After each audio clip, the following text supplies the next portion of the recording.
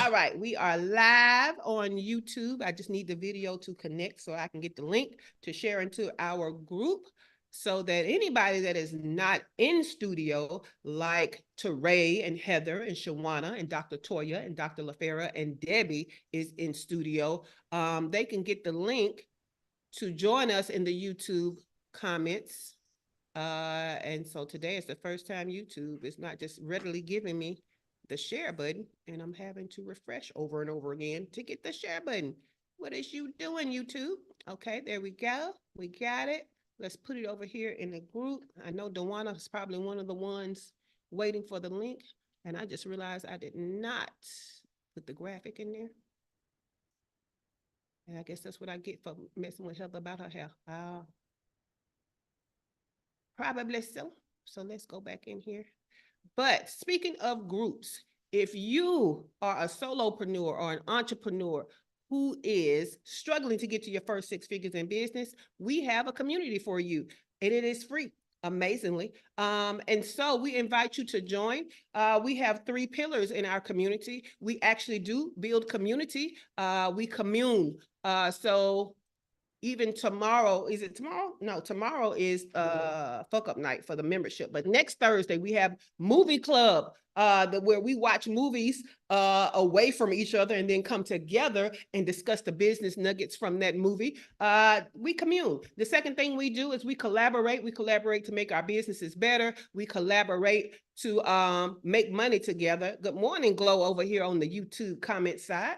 And last but not least, we have conversations that are transformational for your business growth, kind of like the morning show. So yes, come be a part of our group. It is for you. It is free. There's no reason why you shouldn't be in it. ShayCannon.info/group. All right, let's get started. Good morning. Welcome to Unlock Your First 6 Figures morning show. I am your host, Shay Cannon. It all starts with the blog, and this week's blog is at shaycannon.com/build, BUILD, because what we're talking about this week is building, well, I should say, moving from being a solopreneur to building a team. Okay, so we're talking about building a team. As a solopreneur, your business capability, your revenue possibilities are capped because it's just you.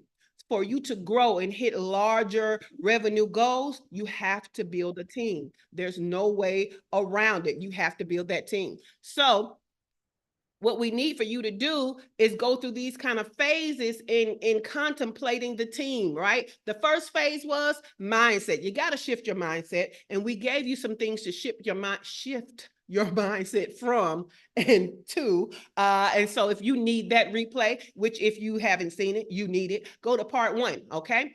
Part 2 is you can start on a project by project basis with hiring your team. If you want to know more about that, go to part 2 and its replay. Today is part 3, and what we're going to talk about is split time. Because again, when we think about teams, we think about a burden of paying someone else or somebody's else monthly, and we're barely paying ourselves, right? So to help you to kind of gradually get into building a team, we talked about mindset, we talked about project basis, and today we're going to talk about split time. And all that is transitioning from assigning things on a project basis to assigning things to someone on a routine basis, even outside of projects. But you're splitting the time with other people. This person is not dedicated to you. You have a amount of their time that is dedicated to you, but you're splitting that time with other people, okay? That means that that person that you're hiring to work in your business for a finite amount of time is also working for other people. They are a contractor. They have their own business and they have other clients, not just you, okay? So what that allows us to do is that allows us to say, okay, what is the amount of budget that I have on a routine basis that I can bring them in to work with me routinely and keep things, where they need to be, even between projects. Now, one way you can do this is you can offer them that, hey, in between projects, it's this amount and you're working with me this much, a smaller amount, right? And then when we get projects, hey, you're going to be the first one I hire on the project, and then you're going to get this much, right? A bigger amount, a larger amount. So that's the way that we can do it. So we're approaching it where it's basically a long-term, part-time support. All right. So here are the things you need to be successful with that and implement it. We got to identify your core needs. Again, we don't go into these things without a plan, y'all. This is where we lose money the most as entrepreneurs. We're just doing what we think we should do, but we're not setting the stage for it. We're not making sure we're getting our money's worth, none of that. And we have to, okay? So first, you're going to identify the core needs of somebody that's going to be routine, all right? The second thing you're going to do, find the right talent. And guess what? If you ran the projects like we talked about yesterday, you should already have some right talent to choose from, all right? Establish a clear agreement. All right, a clear agreement. And let me tell you how you can't be hiring people talking, I'm gonna give you 5 hours a month, and then you try to work them like you hired them for 20 hours a month, but you want your invoice to stay at 5 hours a month. That's not how that works. Okay, so we need a clear agreement between you and them. What are you expecting them to do? How many hours? How do you expect them to bill you? Do you expect them to keep time? Things like that. Okay. Next, we're going to leverage the flexibility of it. Okay. And we'll talk more about that, but having somebody part-time gives you a lot of flexibility. And we're going to talk more about that when I give you my show notes. The next thing you're going to do is utilize collaboration tools. Let me tell you how the same tools that you use just for yourself, most of those will not work when you start adding people to your team. Okay. You need more tools, and those tools have to be collaborative. If you're used to working in Word documents, you might have to move to a Google Doc. Okay. If you're used to, email communication, you may have to move to a project management system, or also add in some type of instant messenger between you and your team. Okay. So the things that you use by yourself, because you're not talking to other people for the project for real, right? You need more collaborative tools. I'll tell you that I look for even video editing tools that more than one person can go into the program and see the videos, right? When I hired the video editor, my son, I had to find a video editing software, like a regular video editing software, where if I uploaded videos, they were there for him to see, to go ahead and chop up, right? So collaborative tools. The next thing you have to do is, now that you have a team, even if it's just one person, now it is your job to be a leader. And that means you have to cultivate culture. You have to set the pace for the energy that you want to be around the work, quote unquote, place, even if it's remote. Okay. When y'all have meetings, it is up to you to lead the meeting. It is up to you to hold the energy. It is up to you to communicate the mission and the vision and the purpose, so that everybody is aligned with the mission and the vision and the purpose. And we do everything based on the mission, the vision, and the purpose. Okay. Next, we need to monitor performance and adapt. As a part of that culture, we let people know that, we understand you're human, mistakes will happen, but I expect for you to make me whole from any mistakes. I expect for you to perform at whatever the rate is. I expect for you, even if you are skilled, to adapt to what I need in my particular business. All right. Last but not least, a plan for growth, y'all, a plan for growth, because we can't stay split time forever, or we can't stay split time at such small number of hours per month forever. So the next one will be more hours per month, even though it's still split time. And then the next will be, having a full-time person or dedicated people, which we will talk about tomorrow. Okay. Now, that was the short version. Let's go into the longer version, because you get more on the morning show than the blog. So identify core needs. Okay, ladies, your job is going to be to listen, to decide which one of these strategies is going to help you to move from project-based to split time the most. Okay. Yesterday we talked about which one was going to be the hardest for you to do. Today, I want to know which one of these strategies is going to make it easier for you to one day move from project-based to split time. Okay. Number one, identify core needs. You have to assess what you need the most on an ongoing basis, right? What do you need the most on an ongoing basis? Just because you had a graphic designer for the project, do you need a graphic designer on an ongoing basis? Is there enough work for a graphic designer to be on an ongoing basis, right? So you have to ask yourself that. A lot of us, are very creatively inclined, it takes nothing for us to pop out a graphic. And as long as it's not taking you too much time, that may not be the first investment you make in team. Okay. Should you be the one doing graphics? Not really. But is that the best need, the best use of your budget for part-time, split time team members? Probably not. It depends on what you do. Someone like Shawana that actually help people with their social media and stuff, hey, split time with a graphic designer makes a lot of sense for her. But if the only time we are using graphic design is in our social media or when we're launching something, possibly not the first hire, right? So identify your core needs. So some common areas are going to be marketing, customer service, administrative tasks, specialized functions like some kind of tech. I'm telling you, almost everybody needs a tech VA these days. I'm gonna tell you, because even though I know how to put automations together, it still takes me a while to use tech to get that stuff together. Okay. And I have a check. Y'all know I'm meticulous. I have a checklist that I go through. I know exactly when I'm introducing a new product, exactly what needs to be done. But I possibly need a tech VA to handle all of that. Okay. For some of us, it's going to be accounting. So you need to identify what is the core area that you need help in, right? Now, you know what? I'm going to go find my little, I don't know why I didn't think to have this ready for y'all, but I'm going to go find my little screenshot of what I show y'all every time when it comes to hiring, for what you need to consider. So let me go ahead and share this, and I'll try to remember to put this in the show notes because I just remembered. But yeah, who do you hire first, right? Since we're talking about your core people, you don't just hire based on what everybody else is hiring. It may not be an administrative VA that you need first. So this is what I go through to decide who do I need to hire right now. Okay. So who do you need to help to get you to the money that's waiting on you? Some of us got money waiting on us that because we don't have a team, we can't get to it right now.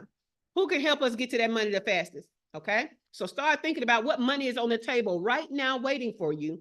And your first hire may be the person that can help you get to that money right there. Okay. Next, who can help you get to the money consistently? This may be somebody that does a part of what you do for the clients that you serve. Okay.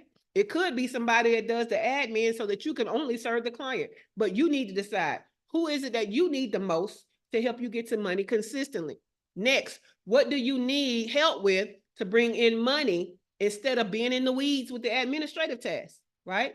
That's going to be the next layer of deciding who do you hire. The next layer, what do you need so that you aren't servicing the clients? Okay. You can't always be servicing the clients. There are other things going on in your business that only you can do, right? Because as CEO, as the owner of the business, there are only things you can do. You are the visionary. So there are things that you see that are innovative that you can bring in and all of that kind of stuff.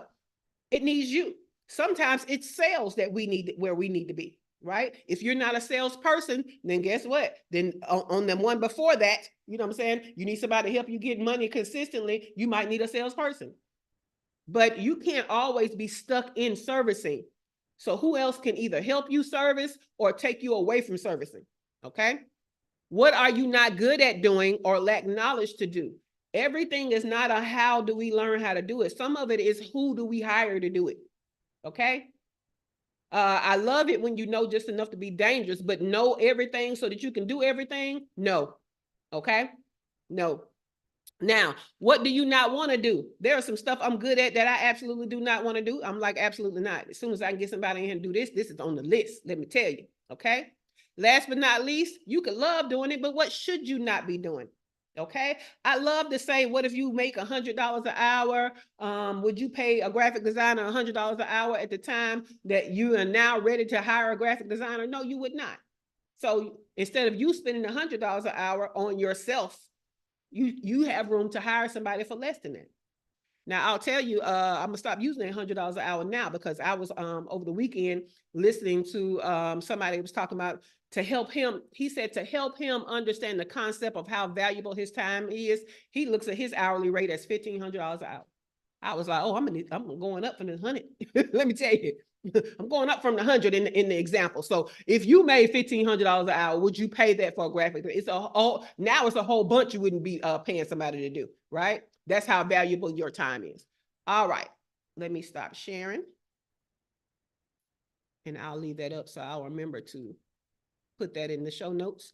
All right. So the next thing is finding the right talent. Okay. Looking for professionals who are open to that split time, right? Some people are not open to split time, and some people are not open to split time for low hours because they can just go and do split time with somebody else for more hours and have fewer people they're splitting their time around. Okay. So you have to find the right person. But again, if you have done what we said in project base and you have been pulling different people in the project so that you can experience how different people serve in the same role, you should have some talent to pick from, right? If not, then we're going to go back to our LinkedIn, our Fiverr, our, you know what I'm saying? Our what is it? Upwork, all the places, freelancer.com. We're going to look at all the places and we're going to start pulling people in.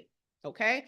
Now, when you're looking at split time and when we move to dedicated time, you still need to have a pool of people to pull from, right? There might be some, yes, Therese said it, date them, of course. But there might be some times where you needed added support. There might be times where your split time person only gave you the 5 hours you requested for the month. And so they are not even available for more. So you still need a pool. There could be a time where, hey, it might be time to get rid of this split time person. Let me get somebody else. We still need a pool of people, okay? Now, next thing is establish clear agreements. I've already said some of it, right? But we want to establish clear agreements. What is the outline of the scope of work, okay? Let me tell you how on all of my independent contractor contracts and agreements, there's always an appendix. And in that appendix is my scope of work that I'm expecting from them, okay? So it is great when they do extra things. I love if somebody loves working with me enough to do something extra for me, but what you're not going to do is do something extra for me in lieu of what the hell I'm paying you for. I don't want that. I don't want the extra then, okay? And if you are working with somebody in an agreement and they ask you for something extra and you like, okay, I don't mind doing that. What I need you to understand is they truly mean extra. They still want what they paid you for. And they still want it at the same time. So when they're throwing in that extra, you need to now understand how does that change the agreement. Okay, because let me tell you, people are notorious for acting like they don't understand that the extra is going to take just as much time as what you paid me for, but you expect them both of them at the same time. Oh, no, no, no. Okay, so agreements are important.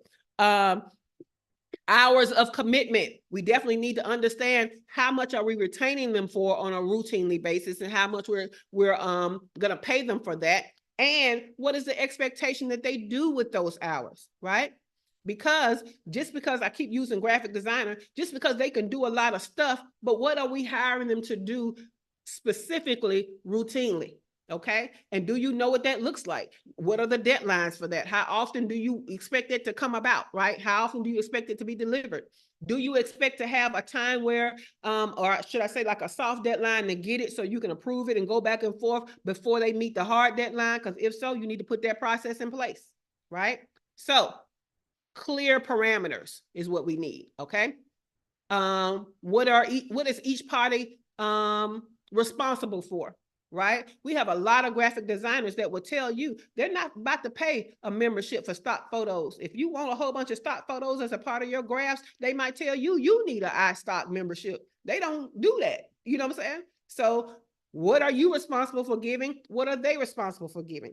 Do you want them to work inside your Canva and not their Canva? Then you need to make that as a part of the agreement. And let me tell you, I would rather they work inside of mine. If not, I would rather that along with the deliverables, they give me the link to the editable, okay? So I can pull it up in my Canva and then boom, I can copy it. You know what I'm saying? So what are the steps? What are they responsible for? All right, next thing, leverage flexibility. Let's talk about this flexibility, okay? Because one of the key advantages of having split time is assigning things in a flexible nature, right? Now, this arrangement can allow you to adjust the support based on what your business needs, right? It can allow you to hire more than one graphic designer because you got one working 5 hours and then you can have another one working 5 hours. You can have one doing internal graphics and another one doing external graphics, right? So there is a lot of flexibility in using split time team members because now it's not just one person doing everything, right? So that's one of the flexibilities. You can have it to where they almost do like a competition type thing for who gets every project. right? So, hey, this is, the basis of what the project is saying. I need a logo for this. Whoever does the best logo, you know what I'm saying, may get the project. That type of thing. I love that. That's bringing in like a 99 Designs feel in-house. Okay. I'm gonna tell you, I've worked with a company that had more than one graphic designer, and baby, that competition was real. Let me tell you, it was real. Them things hit them deadlines. The graphics was way better. I was like, oh, I like this. Because like we said with salespeople, competition brings out the best in people. It really does. It brings out their best because they don't want to see, nobody wants to feel like they're the loser, right? Nobody wants to feel like they're not good enough or better than. So a part of your culture is going to have to be that it's not that you're a loser, it's just that you weren't the best for this particular project based on whatever. But on this feedback, right? Because a part of culture is giving feedback, not just complaining. This is your opportunity to get better or to be who I would pick next time. All right.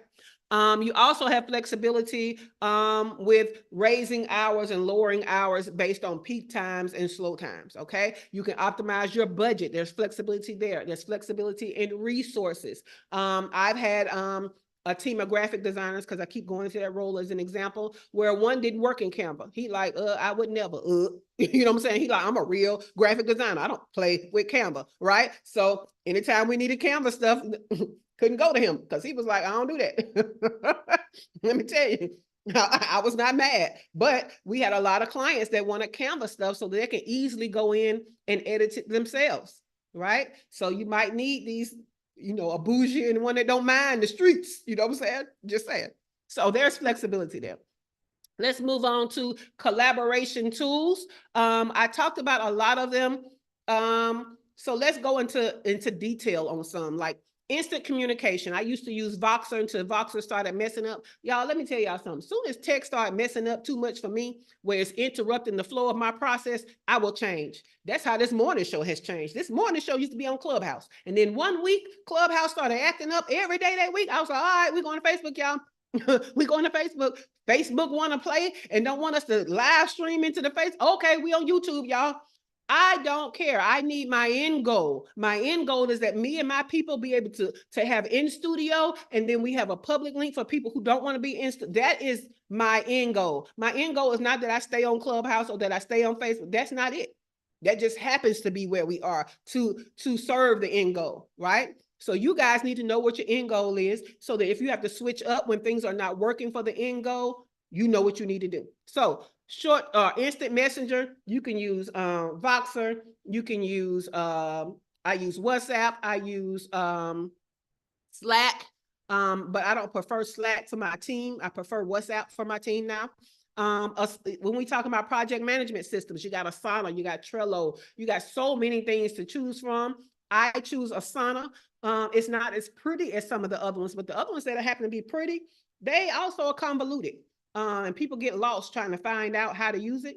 Asana to me has a easier learning curve to put clients in it and to put team in it, right?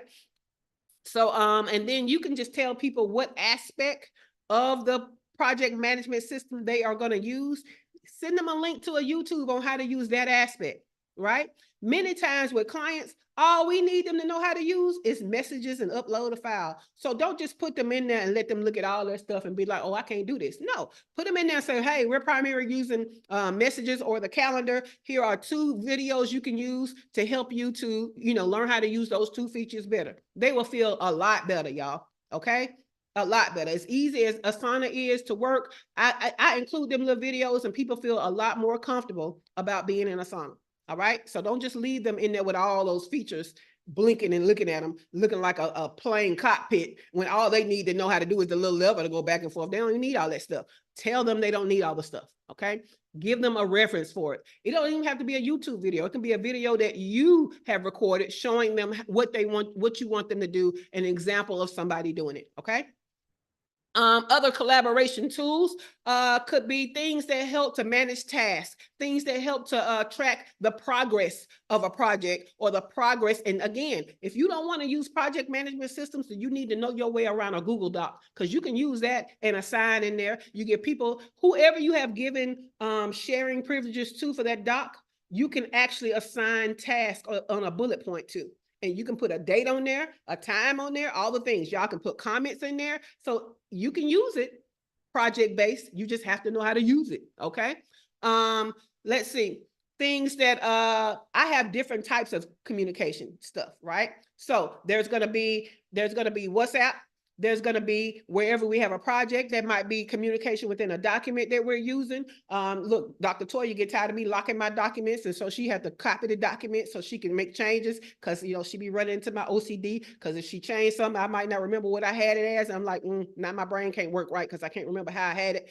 So she just started making her own. She was like, okay, I notice OCD when I see it. I know it when I see it. But you just need to have different ways of communicating. Sometimes email is best. Right? If I'm working with you and you're receiving an email, the best way for you to give it to me is to forward it to me as an email, right? But I have an email that's specific for that. I have an email that is specific to me as the CEO of my business. And guess what? That is the one I never give out to clients. My clients have my customer service email, right? Because as my team grows, that will be the email that everybody goes in. I want somebody else to be responsible for letting me know that a client has communicated. I don't want it to go to my email. Right? My email is more for things like when I'm doing media, when I'm trying to do speaking engagements, right? If I'm trying to negotiate something with somebody, but anything having to do with routine stuff and client stuff, that goes to my info at, right? And then I have an email that's for all the things I sign up for. So that all of the spam related to my business goes to that Gmail. So have different modes of communication for different things. That way you can collaborate. All right. Foster a strong team culture. When you start hiring teams, you have to go from being a rainmaker, bringing money in, to being a people person, because that's what leads teams, being a people person. Your skill set is not what leads teams. The skill set that you get paid for is not what leads teams. Okay. When you're thinking about somebody on the team leading other people, it may not be the one that's best at doing the skill set that you hired. Okay. It's probably going to be the one that's more personable than the other. That's going to be the better leader. I need y'all to understand, leading is not about the skill set that person gets paid for. Leading is about people.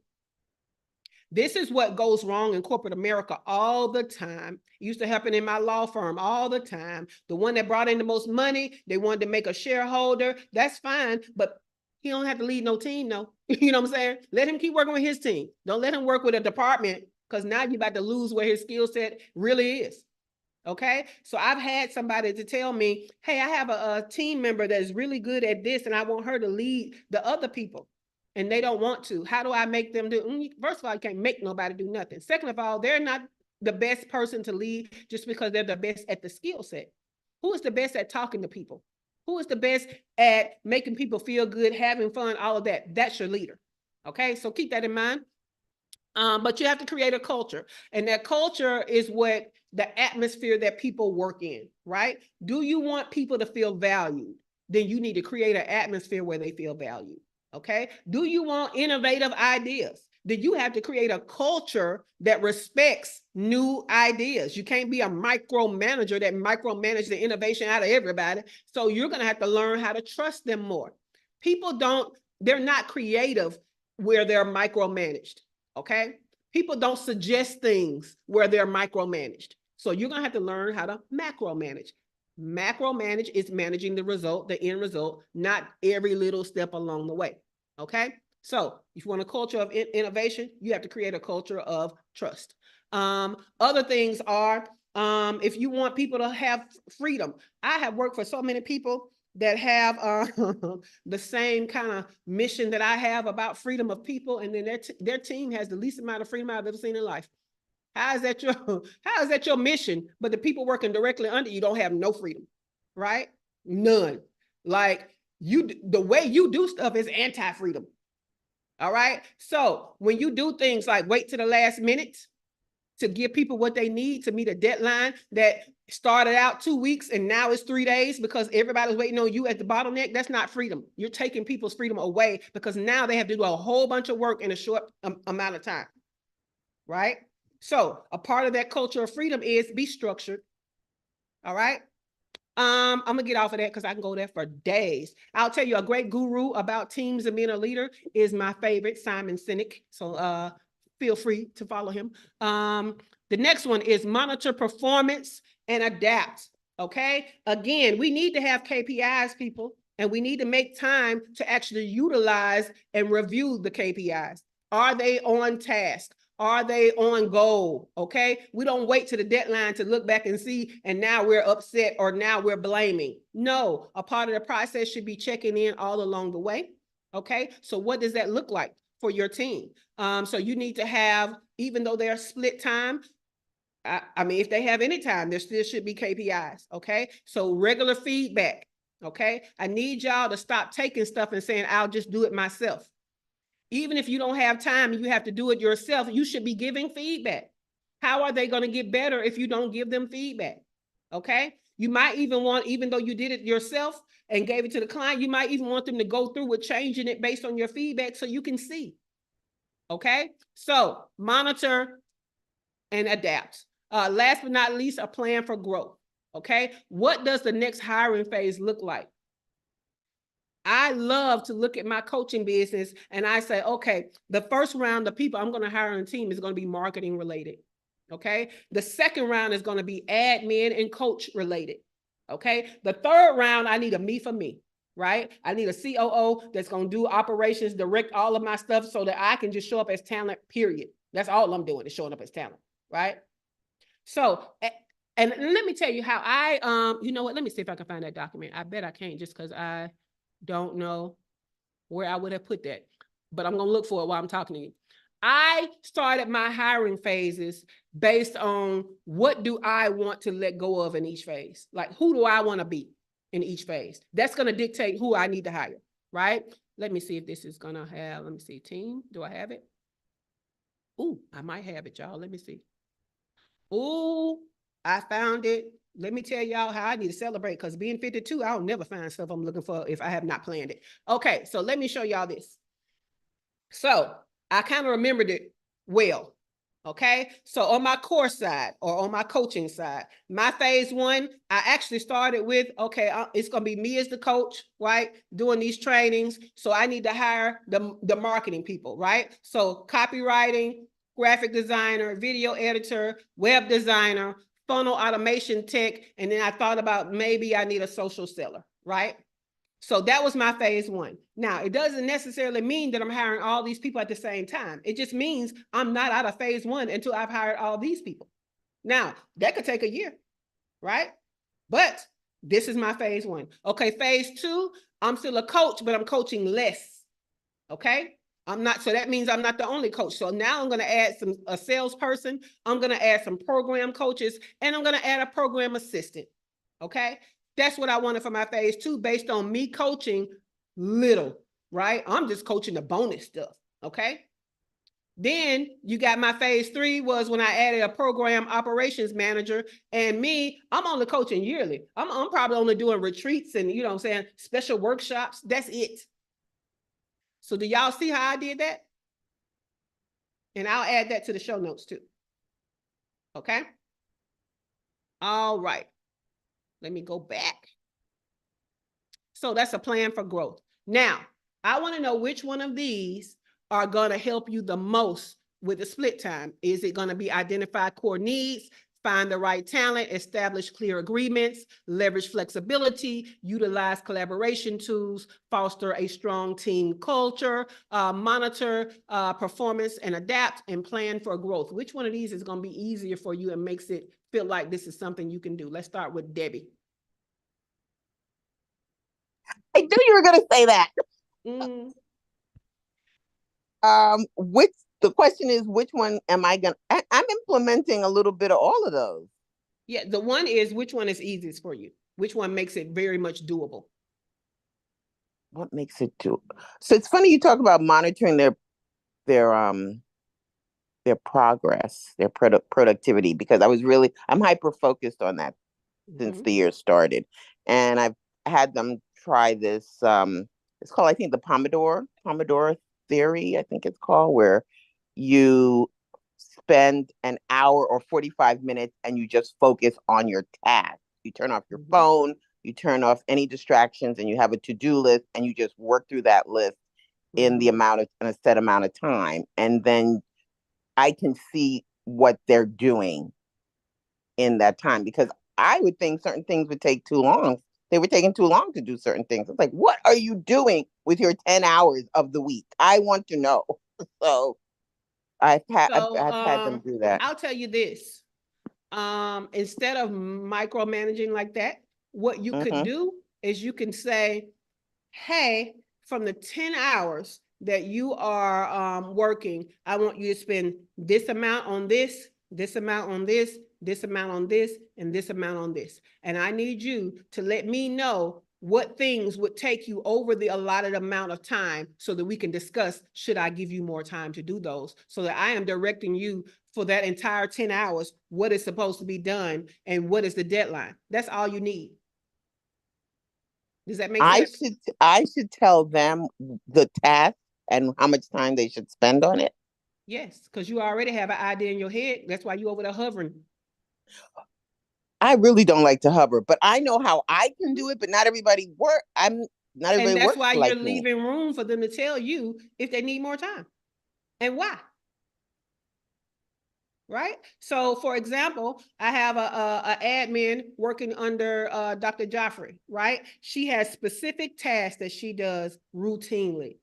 I know how much time it takes to do those tasks.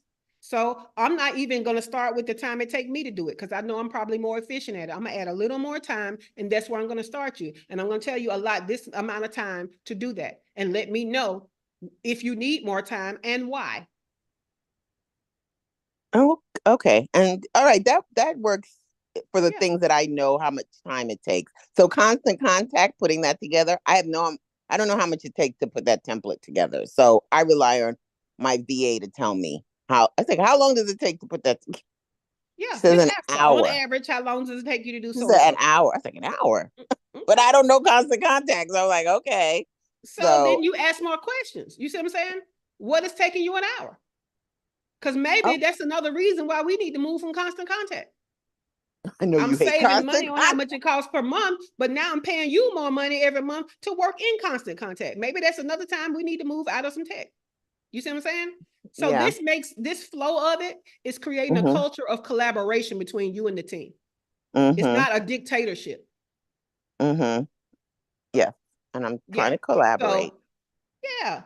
Because there's Can a I lot, I mean, think about the things that you hated worse about working for other people. The one thing I hated about corporate America is you not the one doing the job, but you got all kind of things about this job in your head that it should be. But you never asked me, and I'm the one working the job. So think about in corporate America how they always rolling out new tech. They ain't asked you about the functionality of the old tech. They ain't asked you nothing. So they bringing in tech that's possibly worse than the last one, because they never asked anything. Your business is better with collaboration with your team. And let me tell you how harder they're going to work for you when they feel like they own something. I definitely try to collaborate. I do. Yeah. So I was going to ask you about just have a conversation, right? So the admin, she said, what did she put on her time? So I also have contractors do a timesheet. You can't just give me an invoice. You have to give me a timesheet. So when I look at the timesheet and it says you spent 3 hours doing email management in a week, I want to know what email you managing. Because the one I got asked to and look at, it don't take 3 hours to do that. So explain to me, you know what I'm saying? That's what I say. Right. I do they have timesheets. If I see 3.5 hours to update a PowerPoint, I was like, what are you doing for 3.5 hours? I understand, but that's a conversation though. You see what I'm saying? And we had the part of that conversation is bringing in your expectations that something like this should not take this long. So what are you doing that's making it take this long? It is my expectation, you see what I'm saying, that email management in a week is possibly an hour, if that. Yeah. You see what I'm saying? So there's something off. Exactly. But so you work with them to get it right. What is the tool that you use for your video that the whole team can see the video that's being uploaded? So a lot That's of a good. people use Loom and they send Oh, a I use link. Loom. You can use Zoom. Zoom allows you to record it to the cloud and send a link. But I suggest that you use whatever you want to use that can show you or can let you share your screen. And I say put it in some cloud storage so that you're building up a library. Don't leave it in somebody else's platform and be given a link from there. Put it in your own cloud storage so that you're building your own library so that when you decide you don't want to pay for Loom, Zoom, Doom, whatever, you got it inside your cloud storage. So your editor can use Loom so that everyone can see the video that he's cutting. Okay, Earlier, you you said, just asked it for something different. That's not what you asked for "Oh no, at I first. meant what earlier you mentioned So that you use a tool so your editor I when you." do. I use CapCut. I used to Oh, use another one, but now I use CapCut. So so, if we log into CapCut, we can see the same thing. oh, okay, Mhm. that's good. That's helpful. Yep. Okay. And you can download in 4K from CapCut. Oh, that's okay. Cool beans.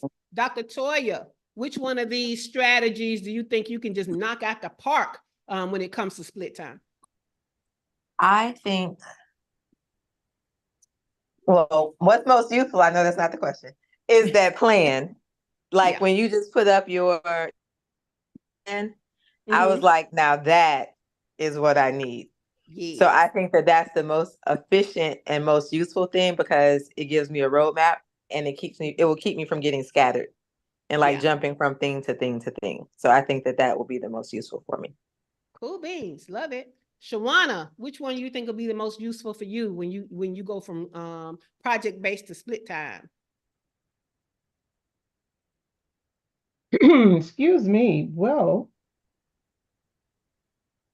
I don't, I, yeah, my mind is everywhere right now because I'm in Mhm. creative mode. Uh, Mhm.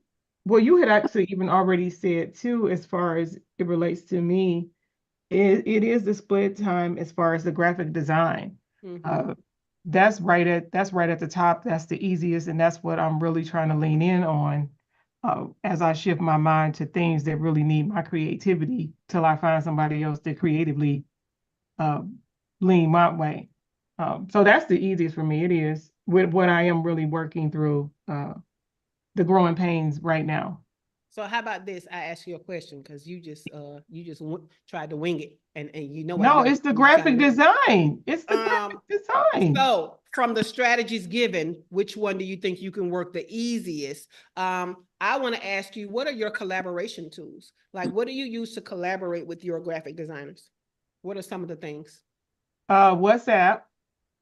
Mm-hmm. Also, I have done Zoom Mm-hmm. Do and you have them work inside of your Canva or do you allow them to have their own Canva? And if you allow them to have their own Canva, how do you get access to the native files? no, usually that I have them work inside of mine. Yes. Even if I make a copy of that and give them access to that one. Yes. Love Yeah, it. that's Love it. that's how I'm currently doing it. Okay, cool. Thank you, Shawana. All right, Sure. Dr. LaFera, which which of the strategies listed, not the whole thing we talked about today of split time, which of the strategies for split time do you think is easiest for you to implement?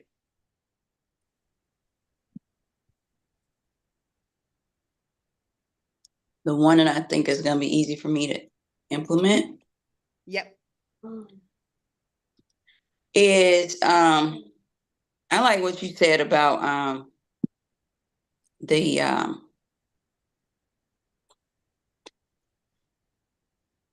like which one do I want to do something the fastest versus which one do I want to do something what's the word? Consistently. Okay. And so like as I get ready to bring this new person on, Mhm. what I'm thinking about is like, okay, like you said, what's gonna get to the money the fastest? And that's how I've been thinking about it, but I didn't do the consistently thing. So I flip-flopped around like, okay, before I start pitching myself, Mhm. I need to have all my automations and stuff set up because like that has to come first. And so like I had to make sure that she knew how to do that. So like for me, it was those two. And I already communicated with her during this podcast. Like, this is what I need. Can you do this? So yeah, that was good. That was So helpful. it might not be that you need to have all the automations put together. It might be that you need to have at least one core automation that can be used as a template. And that way they can go and they can copy the automation, and then you can show them what needs to be changed on each one. So you could create that video. You have one ready, then you share your screen and you show them how to copy it and what to go in there and change on each one to have the new one. You could do it that way. Yeah, that's good. Yeah, this was kind of like a sermon. So I'm like, "Dang, let me take that down. Whew, let me take that down." No problem, no problem. All right, Teray, which of the split time strategies you know is going to be easiest for you to make that a very doable for you to get done for split time? Fostering a strong team culture. Yes, I love that. What makes that easy for you?